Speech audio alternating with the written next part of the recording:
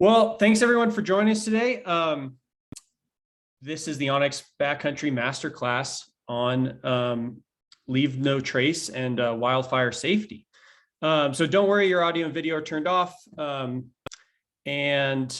have opened up the Q&A feature in Zoom. So as Stuart and Andrew are presenting tonight, be sure to drop your questions in there. We'll have moderators feed those to me so that I can feed them back to the experts. So yeah, make sure you're popping questions in the chat as the presentation goes on. So diving in, my name's Charlie Avis. I'm a product manager at onX, and I work on the onX Backcountry app, and I'll be here moderating with our two experts, and hopefully bringing you in a interesting and engaging session on wildfires. I'm based in Bozeman, Montana, yeah. So I'd like to introduce Stuart. So Stuart, you want to tell everybody a little bit about who you are?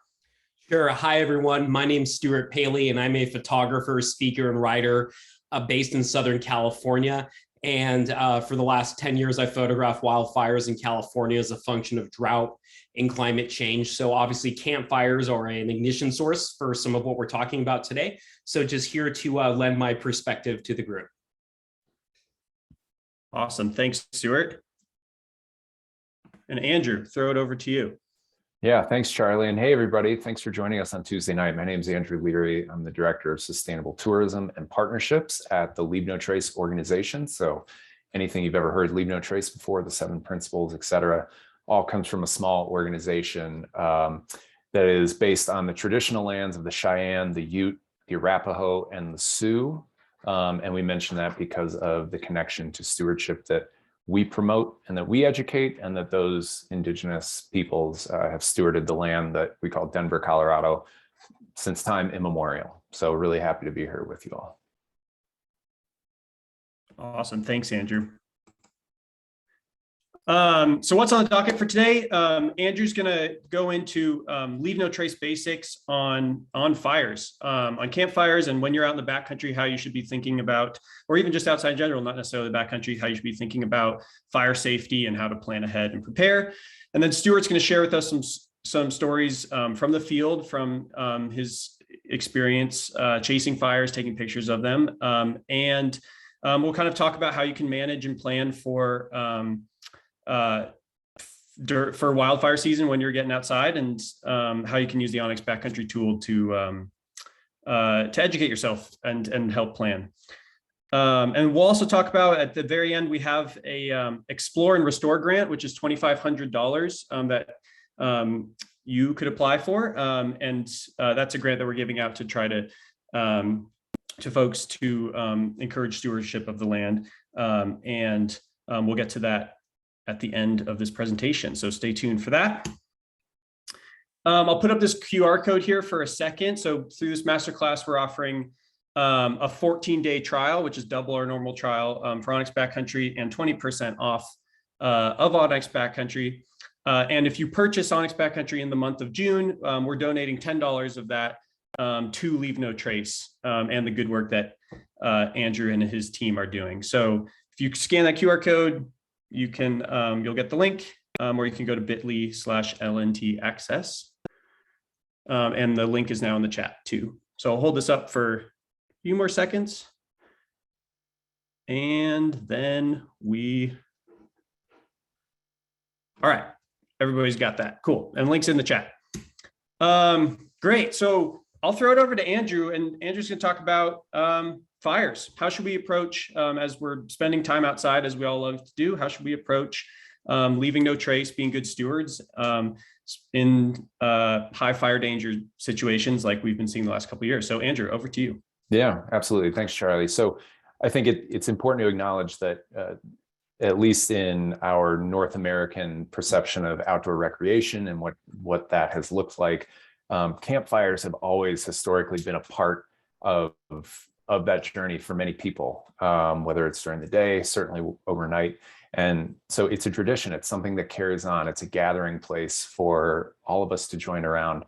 And ever since Leave No Traces has been around, since land managers started the concept of Leave No Trace in the 1960s after the Wilderness Act passed, and as it evolved into its own freestanding organization in the early 1990s, responsible campfires have always been a part of what we promote through our 7 principles. So one of our principles specifically addresses this idea of having responsible fires. And our principles are guidelines, they're not rules, although some land managers do use exact Leave No Trace language or near exact language for their rules and regulations. But as an organization, and what I'm talking about today, it's very much in a guidelines point of view. It's something to help us make good decisions that lessen our impact to the land and lessen our impact to the surrounding communities, in this case, when we're talking about wildfires. So Leave No Trace is not anti-wildfire. Sorry, I did this recently too. We are not anti-fire, not anti-campfire. We are pro-responsible campfire. And there's a big difference there because having a campfire should be very intentional. What I liken it to in my career outside of Leave No Trace, I also work as a ski guide. And with the climate that we're in now, with drought conditions, with the way that forests are taking shape and evolving, we really need to approach fire safety in the same way that many people who approach backcountry skiing and focus on avalanches think about that year to year. Let's take refreshers. Let's think about this. Let's intentionally plan our what impact we desire to leave before we go out. And that's not something that people traditionally do when they think about campfires. It's something that campfires are a no-brainer. We'll just get wood. We'll have a campfire. It's this, but there's actually a lot that goes into it that makes a big difference. So one of the big questions is, well, if we have a campfire, if we can't have a campfire, what's the alternative to having a campfire? So there are a couple of reasons that we have campfires in general. One, from a historic sense, would be warmth. Another would be for cooking our food. Another would be for light. And I think certainly as our Western culture and outdoor recreation have intersected, it's also a gathering place. And that's not totally unique to us. There have been many cultures that find fires to be gathering places, but there are alternatives for fires for some of those things. So related to warmth, we have tons of warm clothing and layers and all sorts of things that we can put on our bodies to keep ourselves warm. In terms of sources of light, if we can't have a campfire, we have headlamps, we have lanterns. There are ways that you can kind of project light in a way that simulates a campfire and has that feel. So as a source of light, there are alternatives. And then as a cooking source, there are alternatives as well. Many types of camp stoves, all the way from the type that screw onto a canister and are really easy to use, to the type that you refill with white gas or a kerosene if you're in a different country perhaps, and take with you and use. And those camp stoves are actually far more efficient for cooking our food in general. So that tackles 3 of the 4, but in terms of like, well, what about a gathering spot for people? And so that's where we really want to say, okay, let's have this gathering spot if it's allowed, but how do we know it's allowed? And what are the things that we need to do to know if it's allowed to have that gathering spot? What's the fire danger for where I might be going for this time of year? And we'll talk a little bit about fire danger and how the land managers use different kind of code words, so to speak, to talk about different fire dangers and what those restrictions mean. And then really one of the biggest things to consider when you're planning for your trip, when you're putting your list together, I have my sleeping bag, I have my sleeping pad, I have a water bottle, I have food, is do you have enough water with you to extinguish a campfire? A lot of people, when usually our behaviors, when we have a campfire, it's an afterthought. Be like, oh yeah, we're going to bed now, or we're leaving the campsite, we should put the fire out. And hey, I'm just going to use what's left in my water bottle to extinguish the fire. It turns out we really need now I'm talking about an average sized campfire with average sized logs. We really need 3 to 4 gallons of water to be able to fully extinguish all of the embers and to really reduce the heat that's coming off of those campfires. It's typically resulting from a campfire. The wildfires that take place are not usually because of large yellow and orange flames that are touching the trees in a huge bonfire sense. It's usually embers, like very small things we can't see, that are the source of ignition that come from campfires. So having at least 3 to 4 gallons of water per fire that you plan to have is something that you should build into your process for like, okay, here's my checklist for how trips are progressing. Related to that idea of planning ahead and prepare, which is the first big concept of Leave No Trace, there are lots of ways that people plan. I mentioned checklists. That's what my family uses and has adopted, and other people, it's far less formal than that. But really, like, here's some things to add to your checklist. So take a screenshot, take a picture of this, but like add these things. You should just assume that fire restrictions are in place for wherever you're going, unless you hear otherwise. The climate that we're in, especially in the Western United States, but certainly in the Midwest, where I'm originally from, wildfires near the Boundary Waters near Minnesota last year that shut down that entire part of the national forest, and certainly the Northeast and parts of the Southeast are susceptible to wildfires because of climate change and because of drought, and because of how we as a society interact with those natural resources. So just assume that there's a wildfire restriction that would prevent you from having a campfire. Assume there's a fire restriction that would prevent you from having a campfire until you learn otherwise. And we'll talk a little bit about, where you go to learn the otherwise part. Using established fire rings. So I'd say the majority of us camping, when we go out camping with the desire to have a campfire, we have this great resource that land managers, or if we're on tribal lands, that tribal land managers may put in place that are these big metal fire rings that stick up 6 to 8 inches above the ground. There's an image of one right here. Some of them have grill covers, some of them don't. But that is where our fires should go. That helps to really contain the fire. It helps to contain the heat. It also provides a space for us to enjoy the fire sitting around the fire ring. There are most certainly rules and regulations on most public lands about having fires outside of these, and there are pretty heavy consequences for those. And so best rule of thumb that you can adopt is to only have fires in these established fire rings. Sometimes we see fire rings that are built up rock structures. Land managers might use those, but again, it goes back to where is it that you're camping and doing a little detective work to figure out what type of fire ring is allowed here. Sometimes people make those rock structures and they look like they're very intentional and land managers want us to use them. But in reality, it was just the person before us who decided to build it and use it there. In terms of like planning and cooking your food and keeping warm, I mentioned those alternatives. Camp stoves, I can't recommend those more highly. There are times when a campfire might be restricted, but you can still use a camp stove. So a great way to cook your food. And then that last thing is just plan to bring 3 to 4 gallons of extra water to completely extinguish your fire and the embers that are associated with it. I'll tell you, like, I'm going camping this weekend with my family, and we're going to a place called Ouray, Colorado, which is in Western Colorado. And planning for that trip, I was a little curious, okay, what fires have actually taken place in Ouray? Colorado is a state that has a lot of wildfires each year. Turns out there was a fire there last month, the Sims fire. It's not a fire that makes the list of top 20 most impactful fires that have ever taken place in Colorado.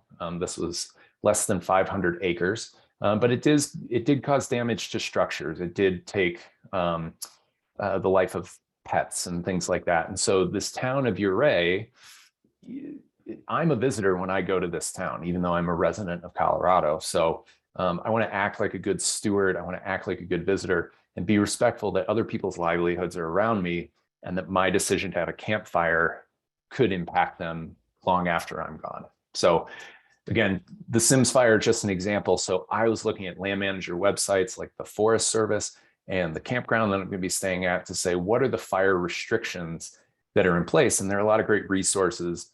And Stuart's going to chat through a bit more of that in his journey and what he went through recently as well. So again, that checklist for plan ahead and prepare, like build that into your process. It's super simple.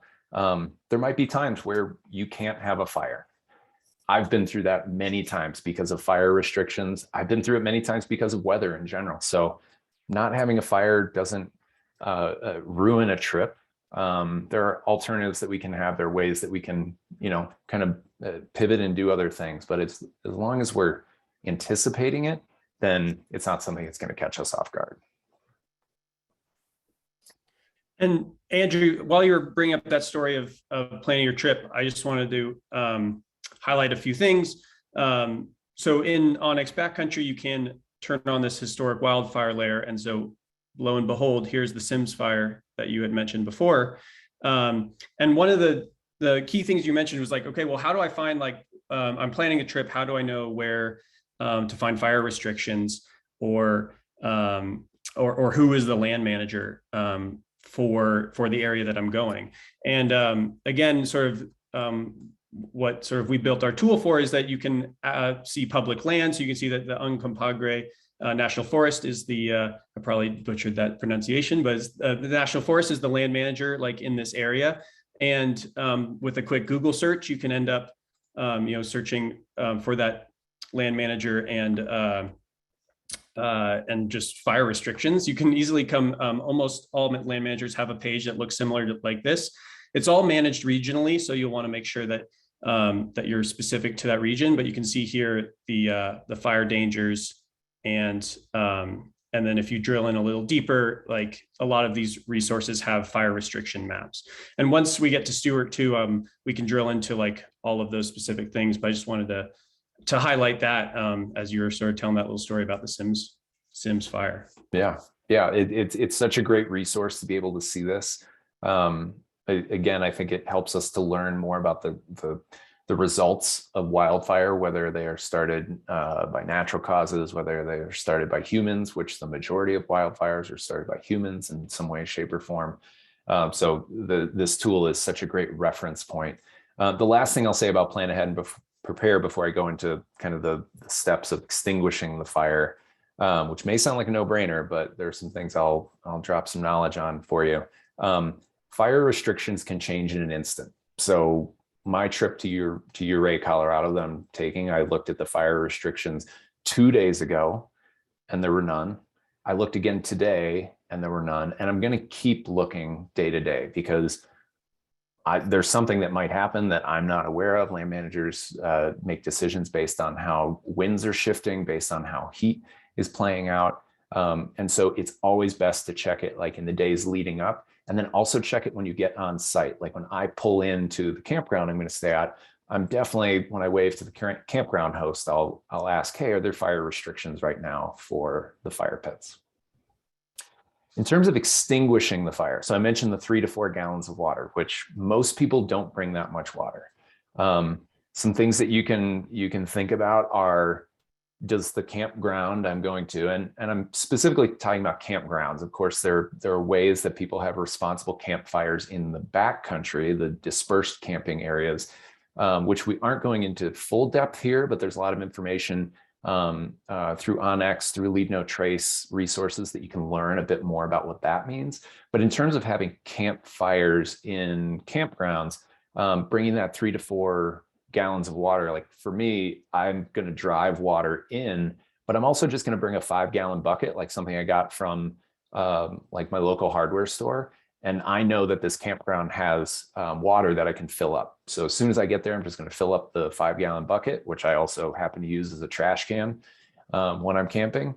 And that's just going to be what I use to put out the fire. And I get it going before I even I have my water set up before the fire's going in any way, just in case something happens, I can totally extinguish it very quickly. So some key things to remember for extinguishing a fire anytime you're leaving your campsite during the day, during the night. And I'm talking about your entire group is leaving. Unless there's somebody who is out there next to the fire ring, you should be putting your fire out. So that most certainly means when we go to bed, when we turn in for the evening or things like that. There are products out there that are manufactured, that are sold in the outdoor community that are meant to kind of put your fire to bed. And it's a fire blanket that you put over your fire pit. And that is not something that Leave No Trace recommends because it doesn't extinguish the fire. That's actually not even the goal of it. The goal is to maintain your fire while you're sleeping. Always put your fire out with enough water. The 3 to 4 gallons should be enough for that average size fire, but you could always fill more. You could always bring more. The steps for the fire is pour water in, stir the fire around. So with a log, with a stick at a safe distance, and then pour more water in. So it's not enough to always just kind of pour water on and hope that it gets everywhere. We really do need to stir it up. So think of it like a slurry that you're stirring up, and that will really help make sure that the embers are fully extinguished. And then the last thing is just your default should be more water is better. So whenever it comes to fires, whenever it comes to putting it out, more fire is better. And again, these steps may sound like kind of no-brainers, but most people don't put this intention behind their planning or their extinguishing for campfires, but we really need to. With the climate we're in, with some of the stories that Stuart's going to share here shortly, we cannot afford to have the accidental wildfire that starts because of an ember that wasn't put out by a camper. There are some very, very serious consequences. So I likened it before to avalanche safety and education, and how people who go into those terrain environments, they regularly educate themselves, they regularly check conditions, they're always kind of sharpening their skills and making sure they have all the resources for the what if scenarios. Same thing applies for campfires. Luckily, it's a much smaller list that's much more manageable by the majority of us. Awesome. Let's see, Charlie, I'll turn it back over to you. Yeah, absolutely. Thanks, Andrew. And a reminder for folks viewing this now, put questions as we go in the Q&A section of Zoom. It should be on your bottom menu, and we'll be able to answer those questions as we go. Awesome. Thanks, Andrew. That's super great. And so now we'll turn it over to Stuart, who, like Andrew mentioned, has a lot of experience following fires and documenting fires that have started naturally and also started from human activity. So Stuart, turn it over to you.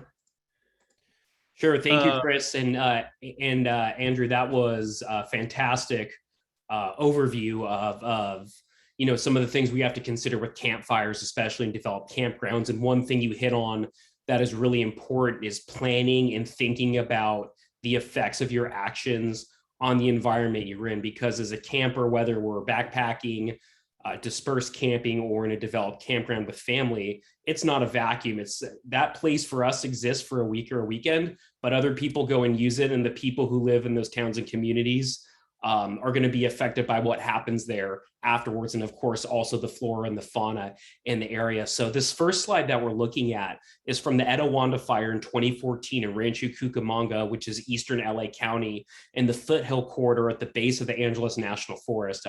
This happened on county land. It was in April, so not high fire season in Southern California, but it had been a particularly dry winter, and there were some people that were camped out in a ravine above Rancho Cucamonga. I believe they were actually unhoused, but it was pretty chilly that morning since it was spring, and they started a warming fire during a Santa Ana wind event, which had really high winds.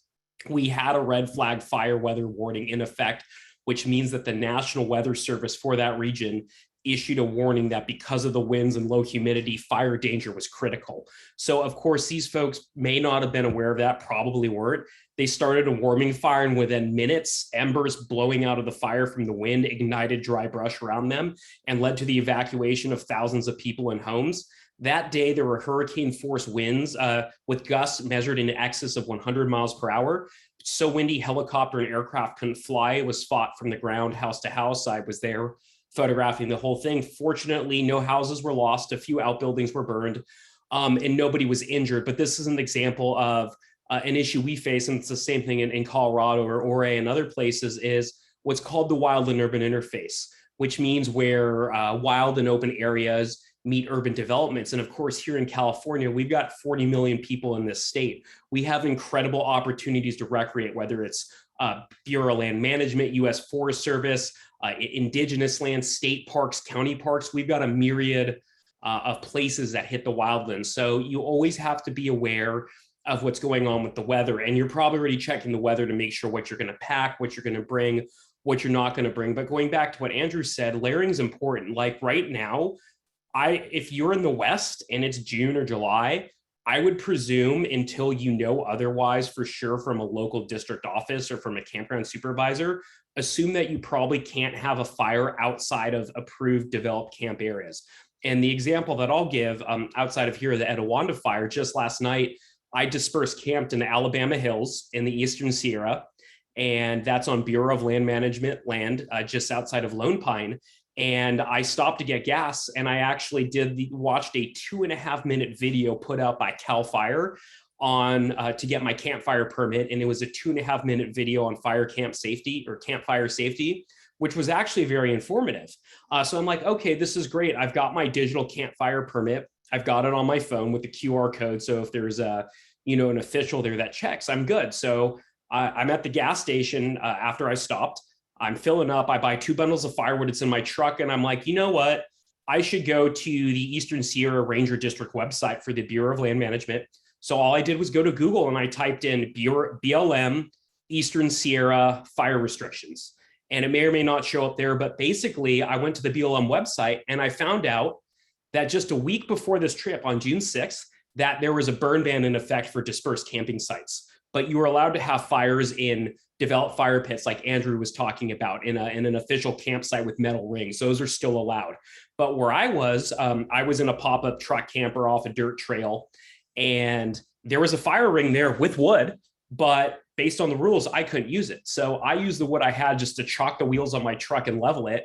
And there was actually a lot of extra wood that the previous person had left at the campsite, which normally is a nice gesture, but I actually removed all the wood when I left, just to make sure that the next person there wasn't encouraged to, perhaps have a fire and then unintentionally have something happen.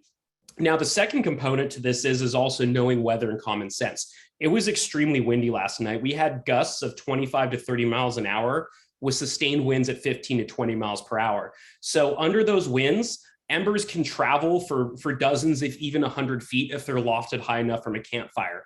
Now, it's a lot of granite and dirt, but there is sagebrush there. So all it takes, like Andrew was saying, is one spark, one ember can start a fire, even in a desert area like that, because it'll hop from brush to brush.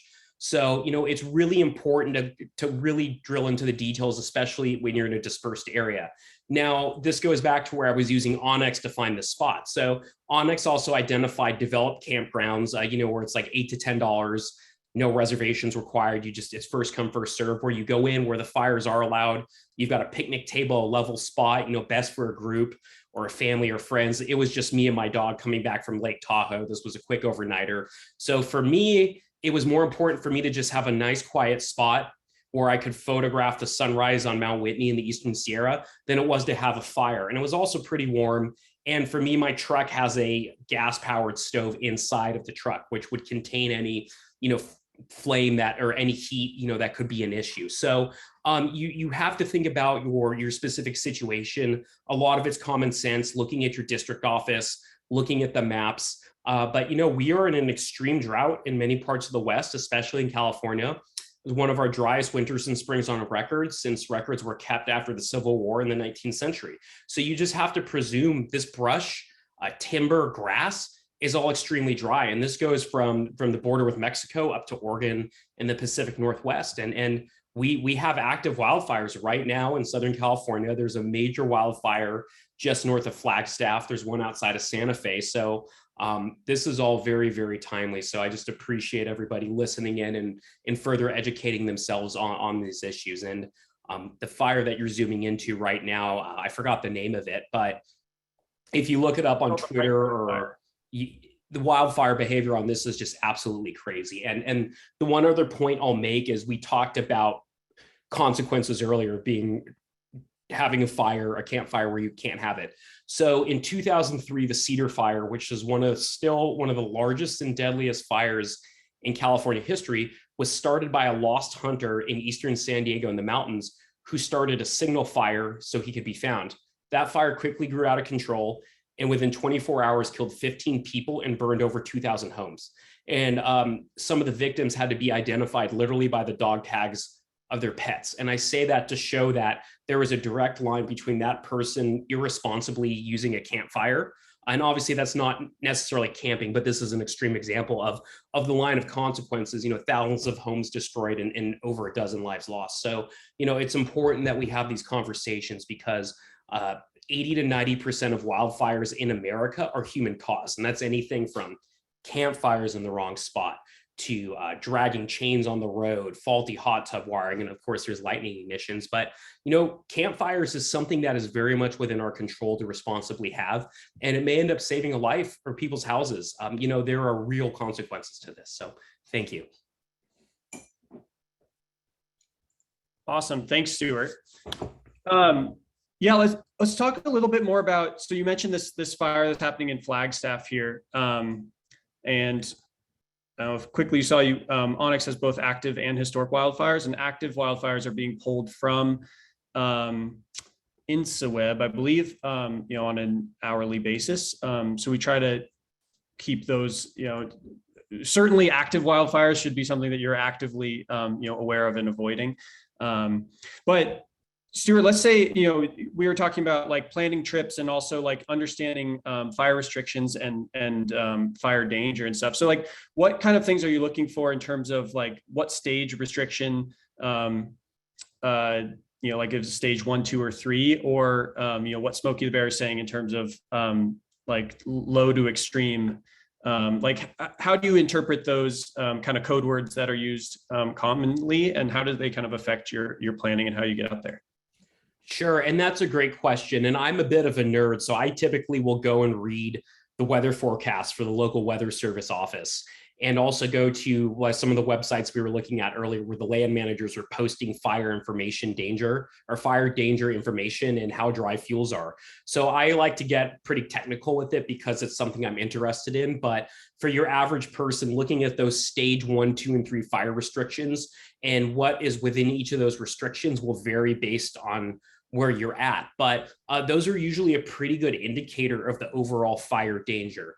Some other things to look out for: consistently high winds and low humidity. But the best thing that you can do is read the weather forecast. Red flag fire weather warnings are never a time to have fires, and red flag fire weather watches as well. And you can always, if wherever you are, there's usually a National Weather Service office. So for example, in Flagstaff, it's NWS Flagstaff Belmore. So if you type in NWS Flagstaff area forecast, you'll get a bunch of forecasts on that. And here in LA, it's NWS Los Angeles. Yep, there it is, weather.gov, and you'll be able to pull it up. So we have an excessive heat warning. So, you're probably not going to be camping in the southern deserts of Arizona in the summer. And if you are, you probably are not going to have a fire for warming, maybe for cooking. And in that case, you would use a camp stove. So again, this goes back to reading the weather forecasts, knowing seasonally when fires occur in your area, and just a little bit of common sense. It goes back to like the fire last night that I didn't have in Alabama Hills. Even if I had been permitted to have that fire, I wouldn't have lit it because it was too windy. Like I just decided it was not a safe time to have a fire. Awesome, great. Yeah, and for those that don't know, I know that the stage, when national forests or land managers issue fire restrictions. Andrew's got me thinking about avalanches already. Fire restrictions. Typically they come in like 3 stages: stage 1, 2, and 3. And stage 3 is like full closure, meaning like that area is closed. And stage 1 and 2 are various levels of restrictions around what activities you can do there. So obviously campfires is one that we've talked about, but stage 2 restrictions, and again, it sort of varies, and you'll have to kind of look up, for example, if you're looking at Flagstaff and the Coconino National Forest, and then you Google Coconino National Forest fire stuff, they'll say stage 2 restrictions in effect. And you can drill into exactly what that means, but typically that means there actually are restrictions on what vehicles you can drive and what roads you can drive in the backcountry. And so these are really important, particularly if you're going to be doing off-roading or anything else like that. And one thing we were discussing at the beginning of this whole thing was that sometimes fires are if it's extremely dry, and like Stuart was saying, it's a red flag condition or something like that. Fires have been started by pedal strikes from mountain bikes on rocks. There was one outside of Mammoth, California in Golf 2000. clubs, even golf clubs on rocks on a golf course. So, anything that can create a spark realistically can create a fire. Yeah. So it's super important, like Stuart said, to keep tabs on what the weather's doing and what all of these, professional land managers are telling us. If they're telling us it's a red flag, it's our responsibility as backcountry recreationalists to, Charlie, would you mind jumping back to the Coconino National Forest page real quick, just to show the audience something, and just scroll up to the top of the page, please? So, and again, there you've got your fire restrictions on each district within the Coconino National Forest. And it's like, look, very high, very high, very high. I mean, there's an example. So, going into it that both, your restrictions on campfire use it's going to be there. And of course, fire danger is very high too. When it comes to those stages, if you utilize any resources like outside of the Forest Service or outside of public lands, like let's say you look up a county fire ban, like I live in the county that I live in Colorado. If I look up Jefferson County, they're going to mention things beyond just campfires as well. So like here in Colorado, like a stage 1 fire ban, it acknowledges like what you can do around like welding and blasting and operating a blowtorch and what those things mean. So if you go to a county-based fire resource, you may encounter that kind of language, but don't let it deter you. Like keep reading through it to get down to the campfire restrictions and what it means for you. So I just want to give a heads up to some of the things you might see at the county level when looking at fire restrictions. And other sources of ignition that I think are really prudent to talk about, especially during the pandemic where so many of us were getting outdoors,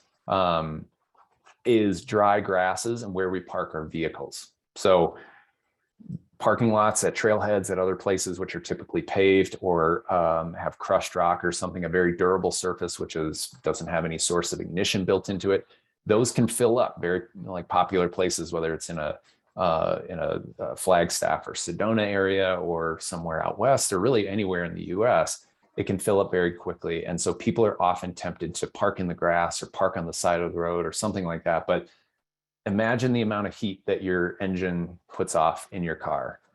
It's a lot if you've never touched a hot engine block before. So it can be very dangerous to park a hot engine block over tall, dry grass, which again, we're not talking about like a giant flame that results from you doing that and then a wildfire starts. It's just a small ember. It's just like that pedal strike. It's just like a golf club. It just takes that little ember. So another thing you can do to help prevent wildfires is to really park your vehicles, whether it's a car, a truck, an ATV, whatever it might be, something with a hot engine block. Be sure that you're parking it or stopping on durable surfaces like concrete, asphalt, crushed rock that have no ignition sources, or sorry, no fuel sources around them. Awesome. Thanks, Andrew. We got a comment in or question in through the Q&A, which I'll throw to Andrew, but it's really for both of you guys. I'll throw to Andrew first. So Andrew, question is, what's the best thing to say or best way to approach when you see somebody out in the backcountry ignoring fire restrictions or with poor safety practices? Yeah, that's a great question. Leave No Trace does not recommend like you as an individual going to approach that person. If there's a behavior related to fire, like if someone's having a fire and there's a fire ban and that is of concern to you, don't put it on yourself to approach that person. So the best thing that you could do is to alert the relevant land managers to what's going on and let them kind of deal with that. That is safest for you. That is safest for that other person potentially who you do not know in any way and shouldn't approach even with your best intentions and I'm sure kindest voice and biggest smile. But typically people don't respond well to others, especially strangers coming up to them and saying, you shouldn't be doing this. People get really defensive. And I'm sure many of us have been there in some way, shape or form, even if it's not in the outdoors. So best thing you can do is alert land managers. And if it's something that's really bothering you, consider what resources you have. If that fire were to get out of control, that you could help, that you could assist that person in extinguishing the fire or something like that.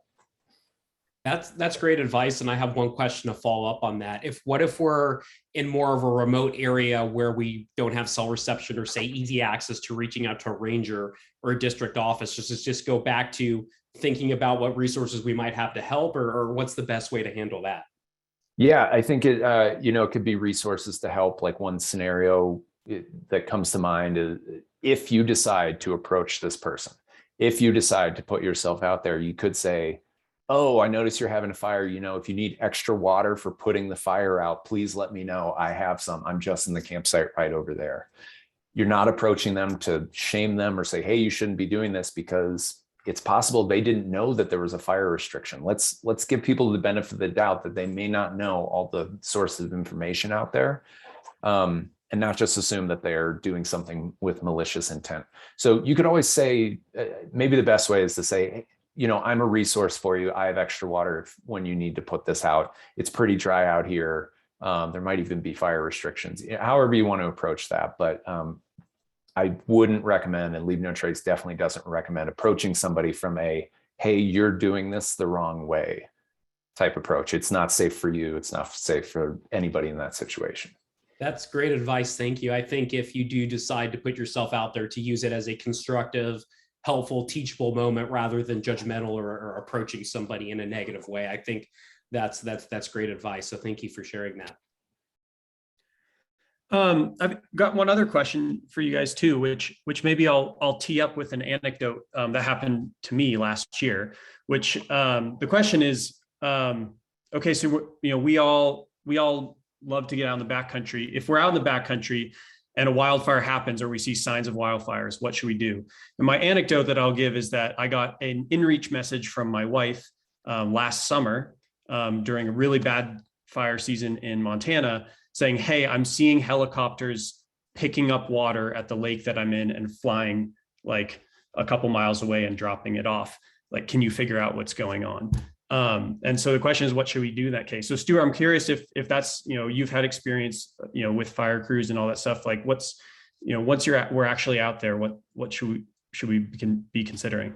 Another great question. So an anecdote related to that: in 2014, the Meadow Fire burned on the trail to Half Dome in Yosemite National Park. It was a lightning fire and it was being managed for resource benefit. But one afternoon, it decided to get active and take a walk over the hiking trail that people were actively using. I think it was on a Sunday, to climb Half Dome. So the hikers saw the fire coming. They basically hiked out of the way to a safer spot onto the granite moor on Half Dome out of the forest. And eventually a National Park Service helicopter came in, winched them up one by one. And so they were fine.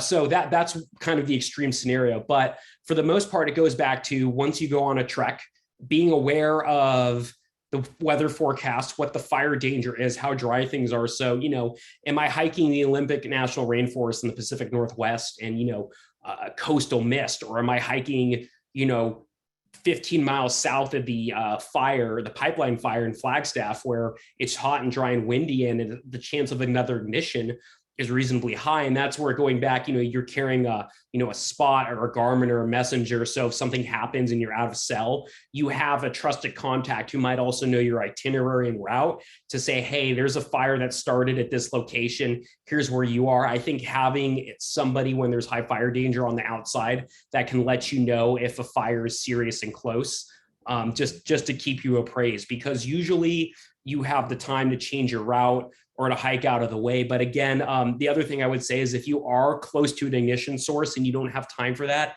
and a fire is fairly close to you, the biggest things is not being downwind of it and walking perpendicular to the fire, because fast moving fires are typically wind and terrain driven, will burn in a narrow sort of cone. So if you can walk perpendicular to the fire, it is one of the quicker ways to get out of the fire front if you are close to it.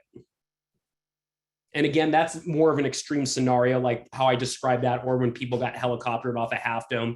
Usually it's a fire further away and you can get some information on a messenger, or, have an alternative route plan. So again, it goes back to, just planning and intent and knowing the terrain you're going into and what the risks are. And I'll just quickly add for the, like, when camping at like an established campsite or a state park, a federal park, something like that, where there's road infrastructure and a campground, like where I'm going to be later this week in Western Colorado. My family and I, we have a plan, you know, to get out. Like if we see a wildfire, if we know one is in the area, if we can smell it, I'm very familiar with wildfire smell. I lived in Alaska for a period of time, and when I lived there, half the state was on fire, and the entire summer it just smelled like wildfire. And so now that's like ingrained in me. But whenever our ears kind of perk up for that, we have our exit route planned. And that might mean leaving our pop-up camper, leaving our stuff. Like, stuff can be replaced, but like, it's important that me and my family get out, because there have been evacuation things that have taken place where people have gotten pinned in because of fire, you know, jumped a road, jumped a thing. And so it's important to, you know, really take care of yourself and be okay with leaving a situation. And as Stuart described, there's some kind of advanced and kind of technical ways that you can approach that as well. And Andrew, I think that's also a great point, is that I think the most common scenario is it's a group in a developed campground. And, you know, it's like, it's one thing if it's me and my dog, I can just drive off. But, you know, if they're there with the family and kids, it's like, you know, leave the tent, leave the cooler, get in the car and drive out. Like, don't waste time, because these fires could move very quickly. And an example, I think it was the late 90s or early 2000s, the 30-mile fire in Washington. That was a situation where actually both campers and firefighters were injured, and I think there were fatalities as well. Was a narrow ravine. People were camping and they weren't paying attention to the fire and thought it was far away, and they all got pinned in. So again, trust your gut. And even if you haven't been issued an evacuation order, if there's a wildfire that you feel is close and you don't feel safe or comfortable, there's no harm in moving from that situation and getting more information and getting out ahead of it. I mean, it is very prudent to play it safe these days with the severity of wildfires. So everything you shared is awesome. Yeah, that's great. And to kind of give the conclusion of my little anecdote to start this was kind of like you were saying, was like, my wife was obviously seeing the helicopters and the crews working on a fire, but didn't have the information where it was. I at my desk couldn't find any information on sort of the sources that I knew about, because it was a locally managed fire. So like I said, the management for these things is very distributed, and sort of whether it's on a county level or a national forest level, or sort of, you know, in let's say like California, like there is Cal Fire, and sort of like a larger, you know, more federal level. But there are ways that you can get that information. So I ended up getting on the phone with the local county sheriff, and he told me that there was a small lightning fire that they were managing, and that she wasn't in danger. So so like you said, it's about seeking that information and knowing, you know, who's managing the land and how you can put that all together to make sure that you're making the right decisions in the backcountry. Great. Let me jump back over to our slides here. Any other questions from the crowd? Throw them into Q&A. We'll have time for those here in a sec. And well, I guess before we get to the grant, Stuart and Andrew, any kind of closing thoughts after our conversation, you know, about being prepared and making smart choices, you know, as it pertains to fire? I'll just close by saying it no matter how long you've been in the outdoors, whether you just started doing it this year or you've been doing it for ages, campfires are traditionally a part of what people like to do outdoors. But the climate that we're in, the conditions that we're in, the way that our forests are changing, we really need to take very, very proactive ways to minimize the risk of campfires turning into something bigger than a campfire. So again, those plan ahead and prepare steps that you can add to your checklist, those steps for extinguishing the fire, which pour, stir, repeat, pour, stir, repeat. Do those things, carry more than enough water, and you will help to be part of the solution for having a responsible campfire. And other people are going to see you do this too. Like, that's the thing that we're often not aware of, is that we model this behavior to other people. So when other people see you pouring 3 or 4 gallons of water on a campfire, they're going to start thinking about their own campfire and how are they going to extinguish it too. So thank you in advance for all the people here who are going to take these things and move forward and be responsible when having a campfire.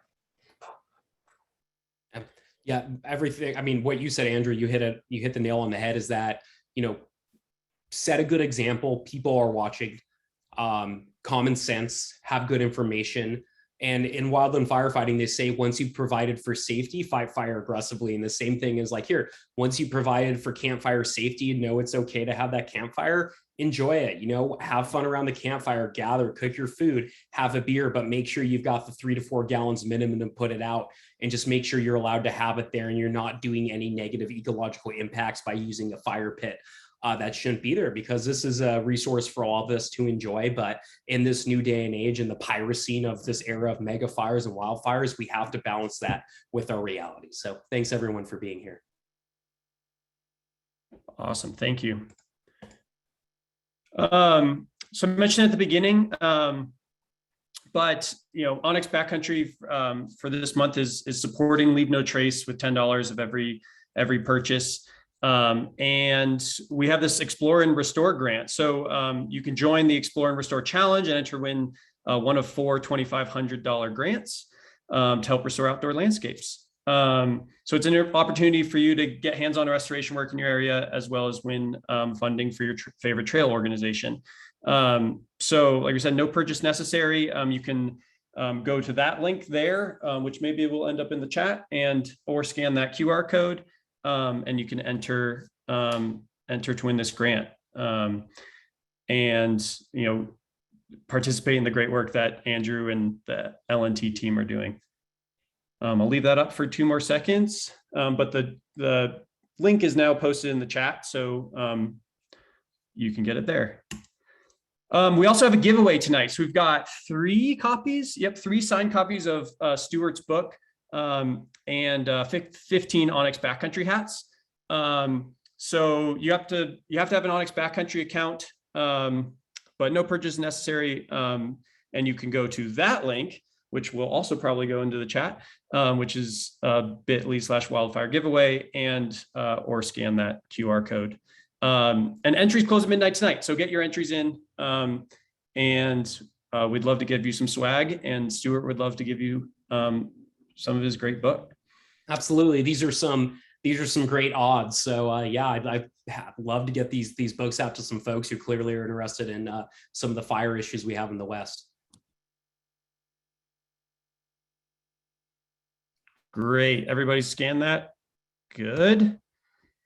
Q&A. We covered most of the questions that we got from the crew as we went along. So if you have, this is the last chance. So I'll give folks, if you have any burning questions, pun intended. And I don't see any come in. With that, Stuart, Andrew, thank you so much. Really love hearing about your experiences, and appreciate you sharing your knowledge with the community. Let's hope for a safe and unremarkable fire season, even though we're faced with tough conditions. And again, thank you so much for talking about best practices and sharing your knowledge. We really appreciate it. Yeah, of course, thanks to the onX team. Yeah, thank you, onX. Thanks, LNT, and Andrew. Have a great weekend camping with your family out in Ouray. It should be beautiful. Thanks, Stuart. Appreciate it.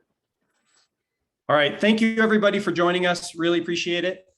Again, fill out those giveaway or forms. And yeah, we hope to see you at another masterclass. We've got one next week, so stay tuned for onX Backcountry's next installment of that.